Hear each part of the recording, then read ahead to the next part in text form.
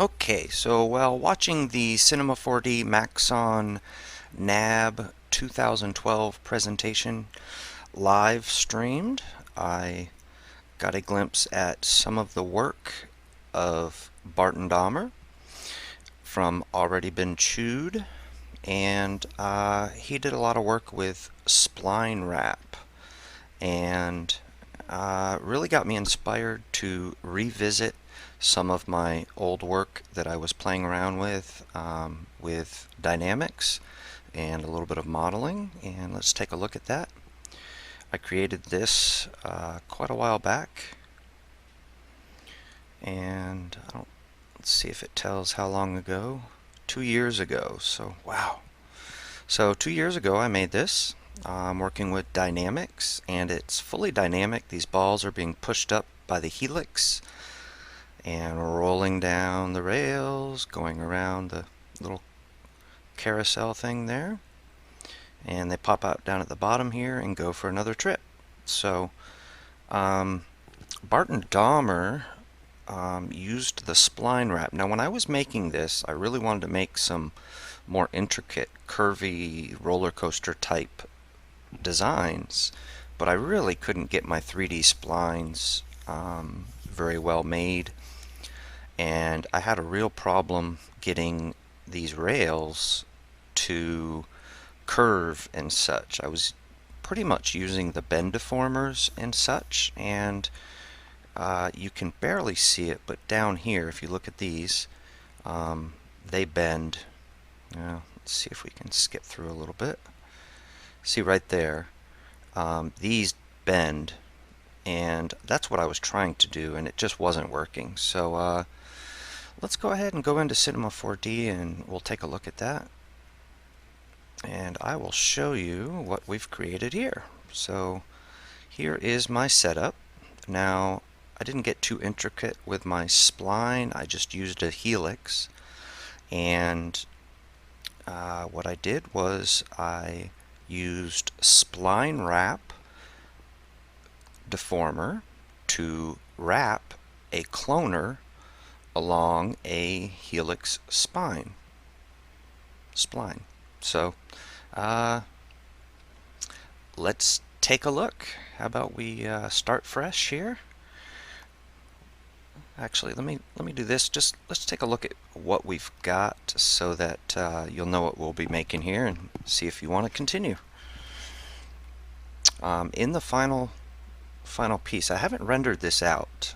It would take a lot of time, and that really isn't what I was going for here. I'm really just playing playing with dynamics, playing with Cinema 4D and having fun.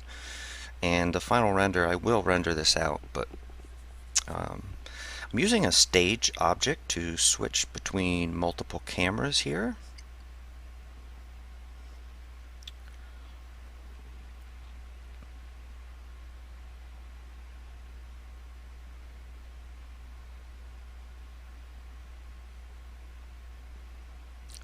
The stage object is a really cool thing to use for a bigger scene and to get different angles with. So, and that's the end. It falls off. So let's go ahead and create a new file. Go new, and we're going to start in our front view to create. We're going to do a little bit of modeling. I'm going to use my linear spline tool to create a just a real rough, quick piece that's going to hold my little rails.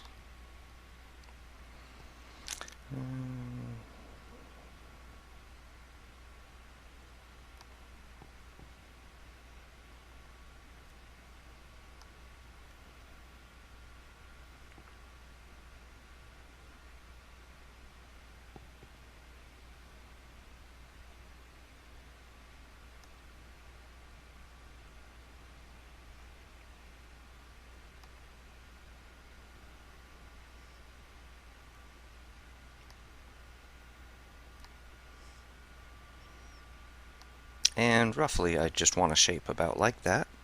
And I'm going to take that shape and I'm going to drop it into an extrude NURBS.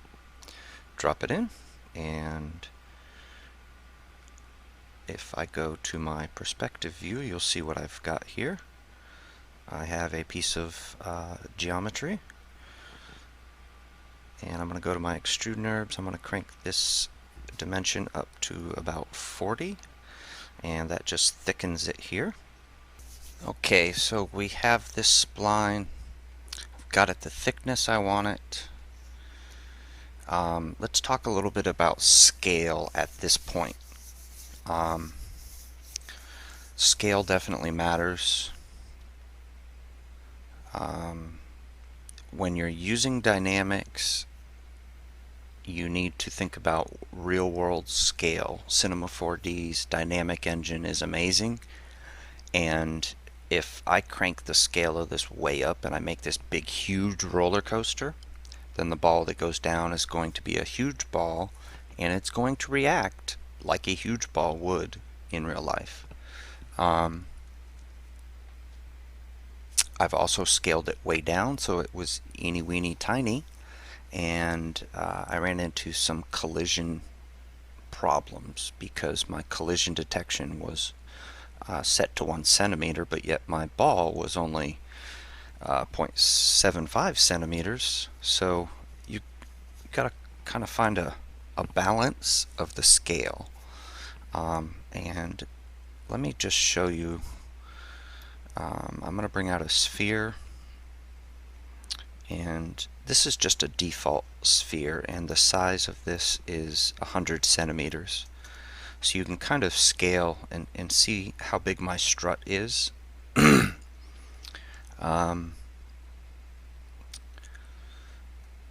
That should work okay for this, but we will see. And so I'm just going to delete that sphere for now, and let's get working on our finishing up this. So bring out a cylinder.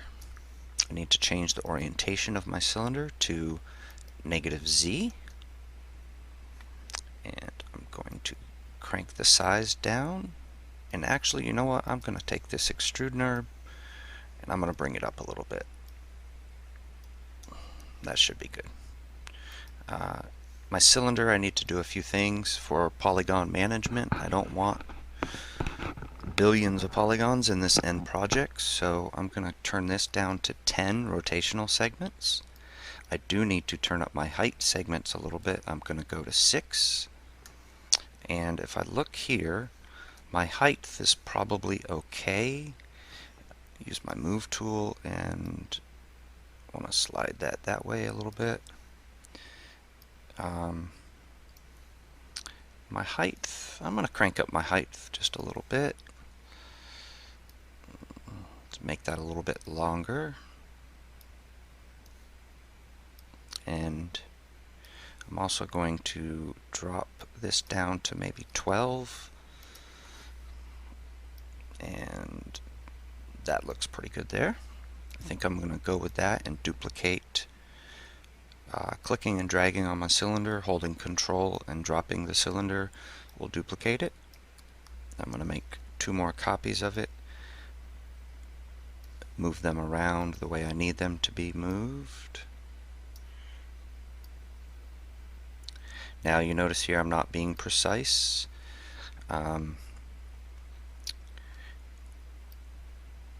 Precision in this is not necessary because, like I said, I am just playing around, just having some fun. So if I wanted to do math, I certainly wouldn't be having as much fun. So that looks pretty good. Let's come over here in this view and just take a quick look at it. That's pretty much what I want. That is 1 track segment. And what I'm going to do is select all of those, hold down Alt, press G to group them. I'm going to rename this segment, and I'm going to bring out a MoGraph cloner. I'm going to drop my segment into my cloner, and you can see here it's duplicating in the y-axis. So we need to go into the cloner and fix that.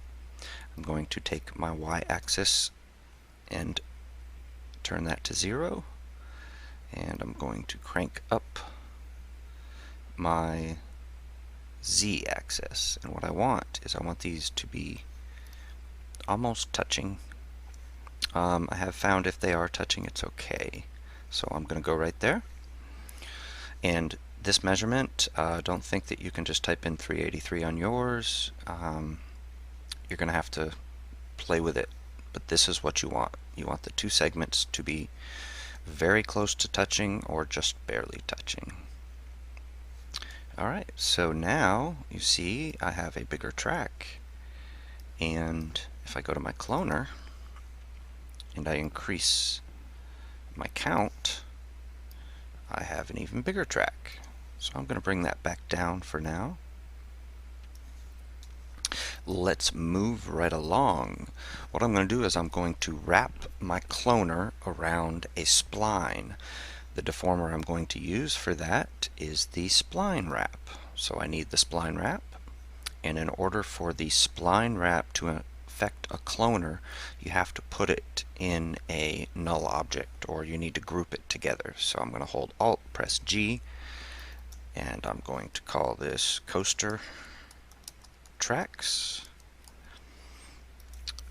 Okay, and I am going to use my spline wrap in conjunction with a Helix Spline, and I want to adjust my helix. First of all, I want to change the orientation of the axis or the plane, and the XZ is what I want. I am also going to change my start radius to 1000 and my end radius to 1000.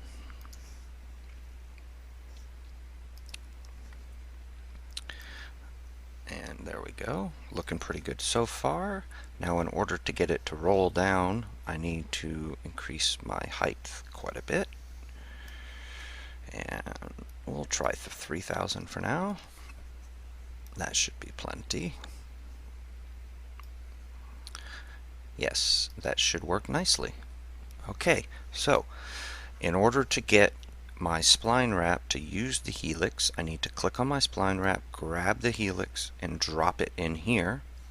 Now I could also click on my spline wrap and use this little pointer here and say, use this please. And when I do that, I have abstract art. But I can fix that by going to the axis here and changing it to -z. And now I have my tracks being wrapped around my spline. The only problem with this is my tracks at some points are upside down.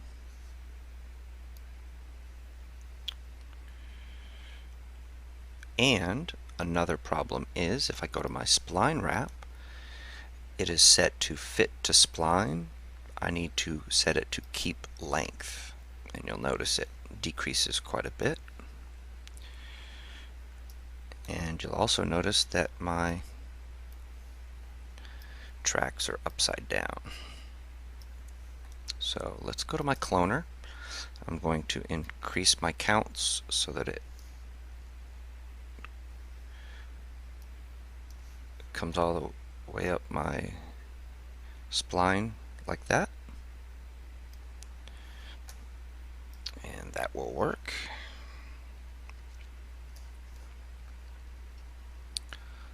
Okay, so up at the top,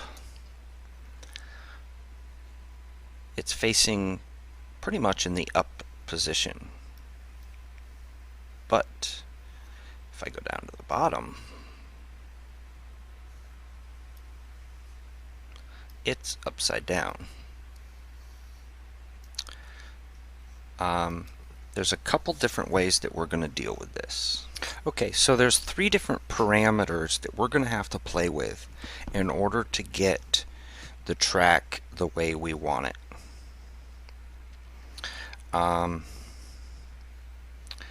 And those are, in the cloner, we're going to play with the transform, the rotation on the bank. So this here.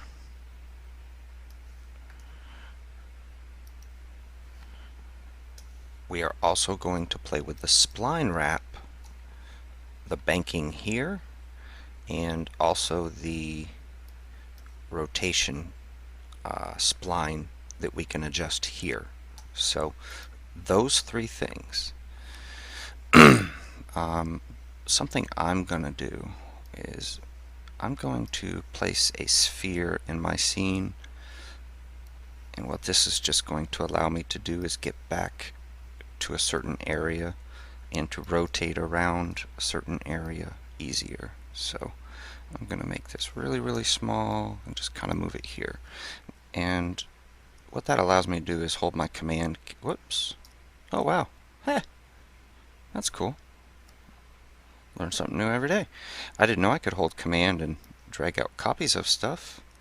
Look at that. I have balls. Okay, Apple Z, Apple Z, Apple Z, Apple Z, Apple Z. Okay, I'm just going to move this over a little bit. But I can hold my command and rotate around that a lot nicer. So that's going to help me to get back here. Okay. So let's start with the cloner transform banking. And I can't remember if it's negative or positive that I want to start with here. And I know that I only want about 30% here. What I'm going to do is I'm going to zoom way out.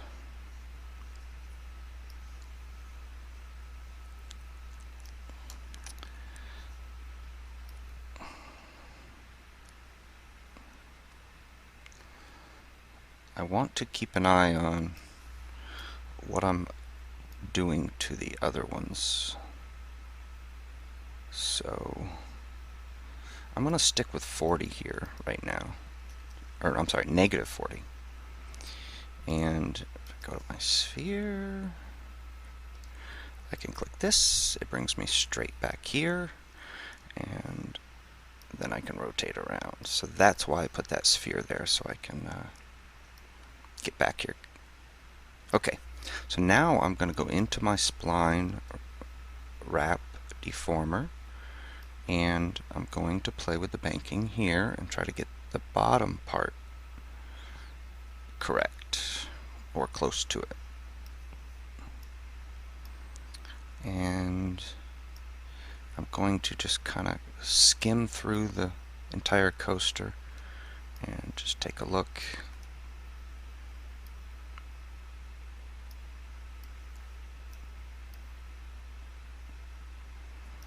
And it looks like this corner here, I'm going to end up falling out of my tracks.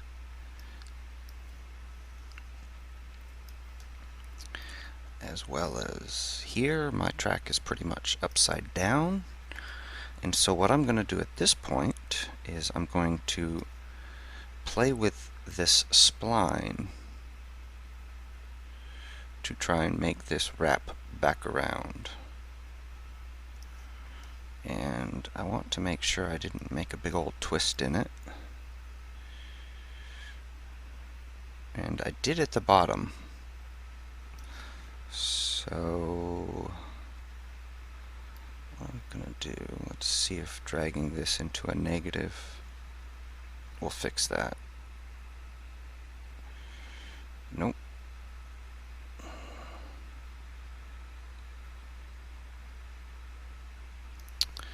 I'm going to go into my cloner, transform. Let's try to put 40 here instead of negative 40. Yeah.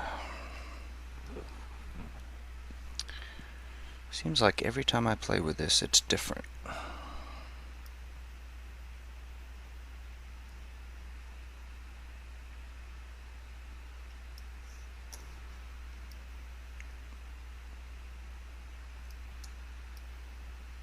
Okay, I'm not going to worry about this for right now, because the rest of everything else is looking pretty good. Now, as I start to get over here, I can see that my ball would fall off the track here. So I need to see if I can go back into my spline wrap, and I want to adjust this to maybe